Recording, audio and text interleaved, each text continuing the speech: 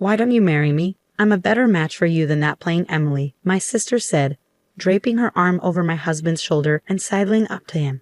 At that moment, all the restraint I'd managed to hold on to crumbled. The tightly wound thread within me snapped, and I shouted, "Stop fooling around. You've always been like this." Then I lunged at my sister. As she toppled over, still caught in her awkward position, her wide eyes locked onto mine. A hush fell over the scene. This is the story of the chaotic end of my dreadful sister, and I reached. My name is Emily, and I am 27 years old. After graduating from the literature department of a state university, I've been working as a librarian at a public library. During my lunch break, I checked my smartphone and saw a message from my older sister, Michelle. "I'm going to use your blue sandals. They still look new, but that's fine, right?" I sighed, knowing she hadn't changed. Michelle had always been like this, even as kids. If I had something she wanted, she would quickly take it, get bored, and then toss it back to me.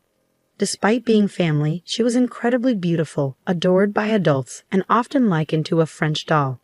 She attended a prestigious private university on recommendation and even won a beauty pageant there.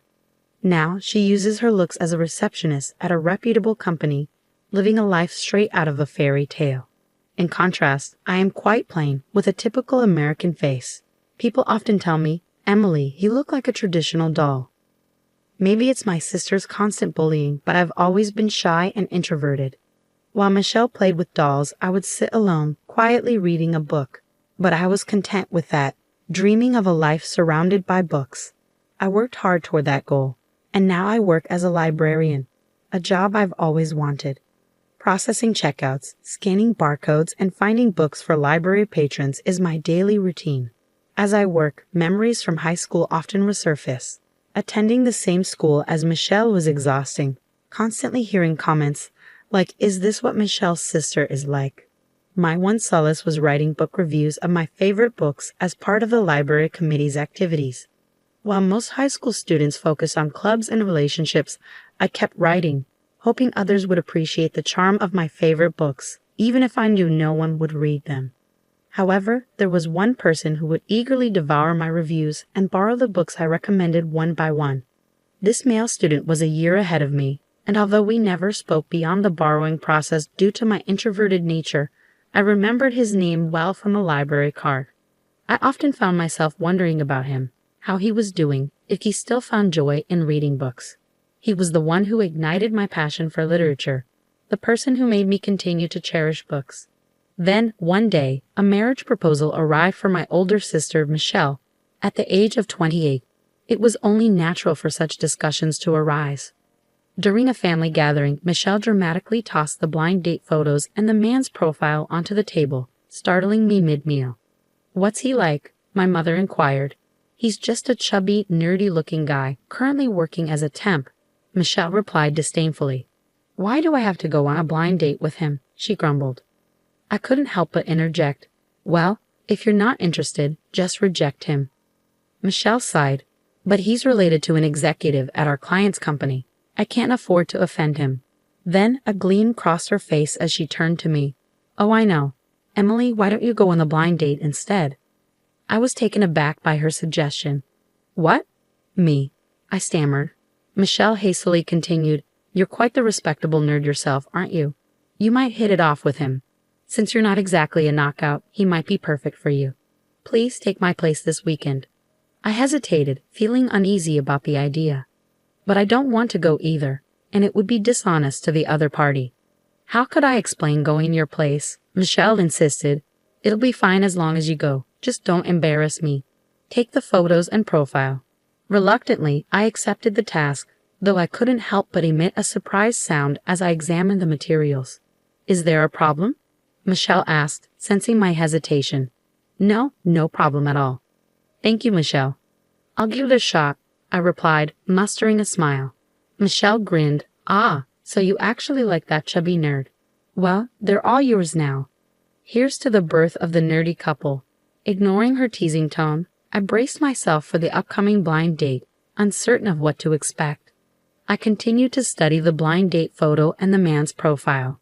On the day of the blind date, I apologized to him for Michelle's abruptness and expressed my desire to go on the blind date with him instead. The man sitting across from me was indeed a little chubby and had a hint of a nerdy aura about him, but he looked exactly as I remembered. The man I was meeting with was none other than the one who used to borrow books after reading my reviews. He looked at me curiously and said, "Were you, by any chance, the librarian at our high school?" "Yes, that's me," I replied, recognizing him as well. From there, we immediately struck up a conversation about our high school days and our shared love of books, marking the beginning of my relationship with him. His name was Thomas, and he had been in the same class year as Michelle, though she seemed to have no memory of him. During one of our dates, Thomas told me, "Honestly, Emily, if Michelle had come instead of you, I would have turned her down.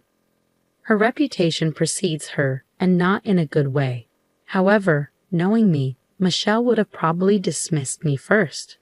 "I'm truly sorry about my sister's past behavior," I said, "but I'm glad to reconnect with you, Thomas. I think you're wonderful. If you're self-conscious about your appearance, why don't we work on improving it together?" I suggested. "You're right," Thomas agreed. "I've been so focused on work that I've neglected exercise and my appearance. I'll make an effort so you won't be disappointed." "I'm glad to hear that," I reassured him. "But know that your appearance has never been an issue for me." Our conversations and dates flowed smoothly, fostering a genuine connection between us.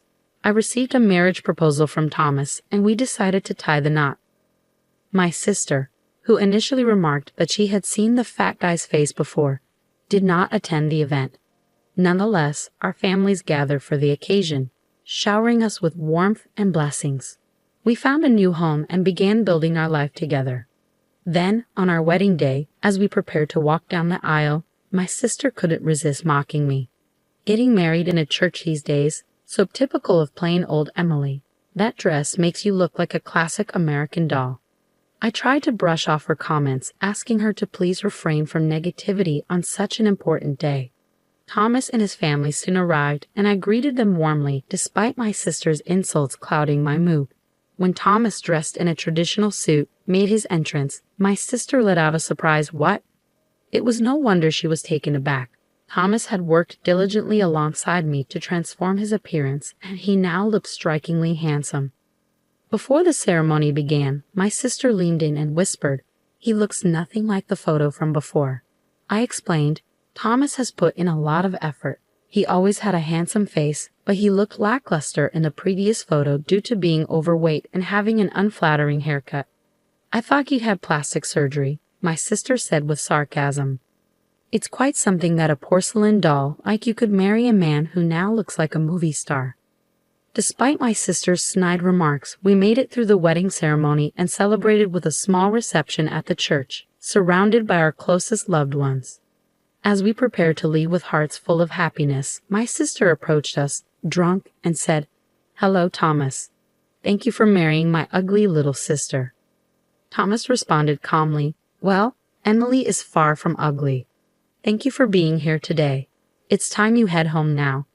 My sister ignored me and continued, "So, Thomas, you've changed your appearance. But what about your job? You're a temp, right?" "Yes, I'm currently working as a temp," he confirmed. I couldn't stand having a husband who's a temp. "I'm dating a startup CEO, and we might get married soon," my sister said smugly. "Congratulations," I said, but Thomas gently restrained me from saying more. "Thank you for coming today.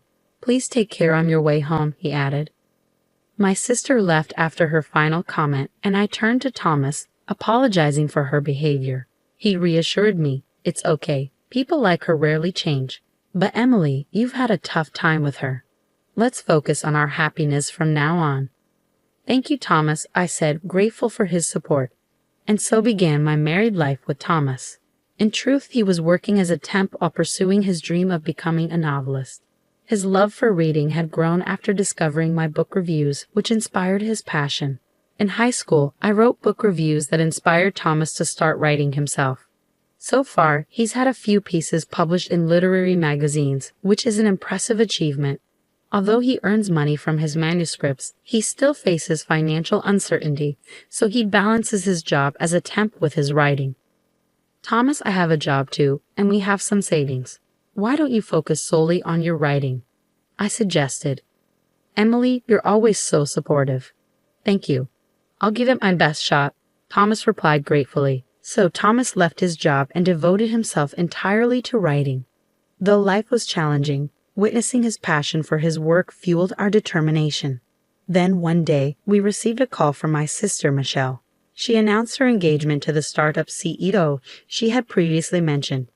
Next week, he's coming over to meet the family before we get married. You should come too. It would be odd if your jobless husband weren't there, so make sure you dress appropriately, she said, her tone condescending.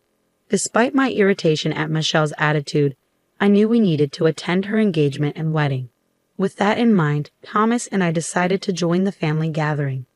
I'm sorry you'll miss your important event that day, Thomas, I said. Don't worry, Emily. She's your sister, after all, Thomas reassured me. Upon arrival at the venue, Michelle greeted us with a smug expression. Welcome to the antisocial couple. Please be nice to my darling, she quipped. We ignored her jabs and went inside to exchange greetings with Michelle's fiancé. He was flashy and strikingly handsome, a stark contrast to Thomas, but he carried himself confidently in his profession. I'm Emily, Michelle's sister. It's nice to meet you, I said. And I'm Thomas, Emily's husband.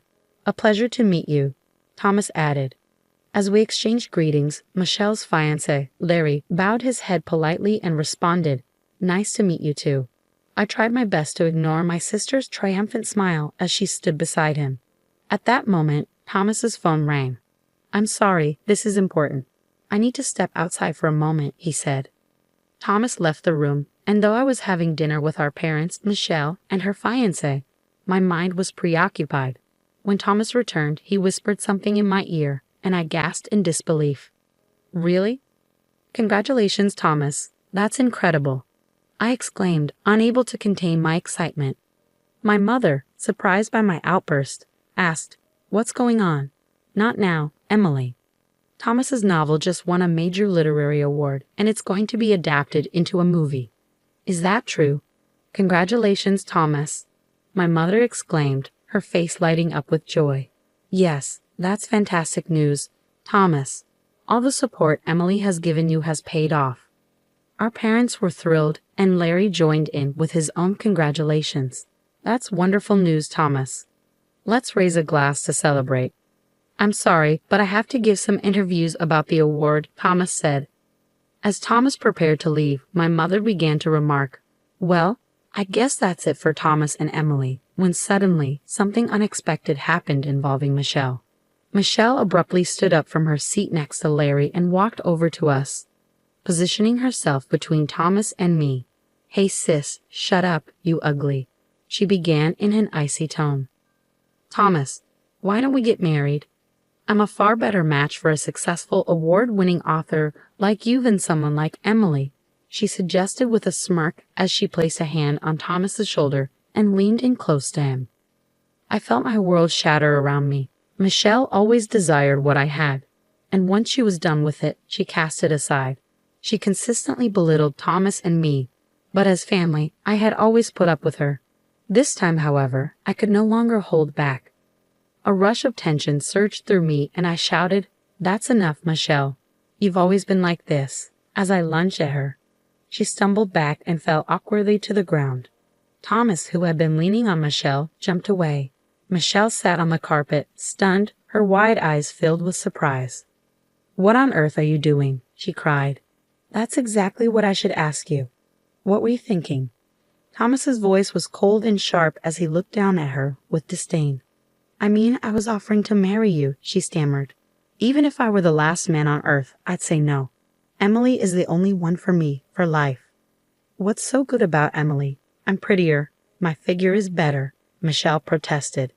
Emily is not only beautiful on the outside, but also on the inside, unlike you, Thomas retorted. She's been my support all this time, the reason I achieved these awards. Something you could never accomplish. Thomas walked over and put his arm around my shoulders. I could feel my anger toward Michelle slowly dissipating, and warm tears streamed down my face. How dare you reject me after all my advances? Michelle's face flushed red, her voice shaking. Michelle, what are you doing? You even understand the significance of this occasion. Our parents scolded her, now fully aware of the situation. Looking as though she had just awakened from a dream, Michelle rushed back to Larry. I'm sorry, Larry, she apologized. Looks like it's going to be you after all, Larry said, exasperated, straightening his tie. That's enough. Stop talking. Who would want to marry someone who throws herself at a married man during a family gathering? He paused, then continued, Let's call off the engagement. I'm sure you understand why. Our parents turned pale and could only nod in agreement. Wait, even you, Larry? I've already announced our upcoming wedding to everyone. What happens if you back out now? My sister shouted. Larry responded calmly, It's time for me to take my leave. Congratulations once again, Thomas. All the best to you both. Thomas and I bowed as Larry left the room. Wait, Larry, Michelle cried out, but her desperate calls were in vain. I am disgusted. Don't show your face for a while, our parents said to Michelle before they too left the restaurant, casting her a contemptuous glance. Emily, let's go home, Thomas said as he reached for my hand and gave it a comforting squeeze. I held on to him tightly, and as we left the restaurant, I turned back to see my sister, dazed, collapsing in her seat. Fast forward a few months after the end of her engagement with Larry, and my sister seemed downcast for a while. But she soon began seeking a new partner, though she only focused on high-profile men who appeared put off by her mercenary attitude. My sister's once famed beauty is starting to fade with age, which may make her quest for marriage more difficult. Meanwhile, Thomas was kept busy with award ceremonies, interviews, and film releases following his literary success. He has since been able to shift his focus back to his writing projects. Thomas has always been a kind and devoted husband, and now he is known as a loving partner, frequently sharing stories about me during interviews. Supporting my growing belly as our child develops, I pledge to stand by Thomas's side and support him always.